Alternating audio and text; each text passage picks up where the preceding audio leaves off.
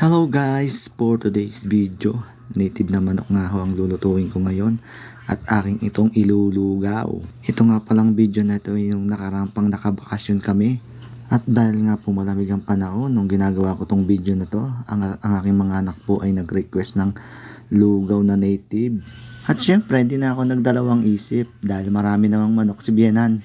Ito nga po talaga yung nakakamiss pag bumabalik kami ng Saudi kasi nga matagal na naman kami hindi makakain ng native na manok. At tuwing magbabakasyon naman po kami ay talaga po naghahanda ng native na manok ang aking biyanan. Nag-aalaga siya at hinihintay niya lumaki to para pagdating namin siyang ihahanda niya sa amin. At ito nga po nakahanda ng ating lulutuin.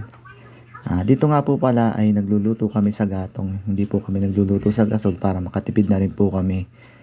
At saka masarap po ang luto sa gatong, kaya yan, sinimulan ko na ang pagigisa kagaya ng bawang, luya, sibuyas. Hindi ko na nga po pala nilagyan ng tanglad dyan kasi wala naman po kaming tanglad. At ito na nga po, ginisa ko na nga po ang ating native na manok.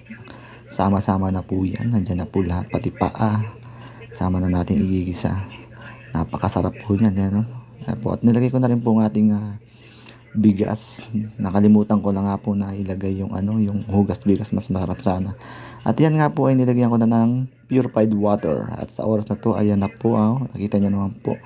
Inimekos ko na. Ang sarap niyan. At hindi na nga rin po ako naglagay ng cubes dyan dahil malasang-malasa ng ating manok na native. At lang minuto nga lang po mga idol, maluluto na po yan. Hinihintay na po ng aking mga anak. Ayan, kitang-kita naman po. At eto nga po, luto na po ang ating lugaw na native. Thanks for watching guys!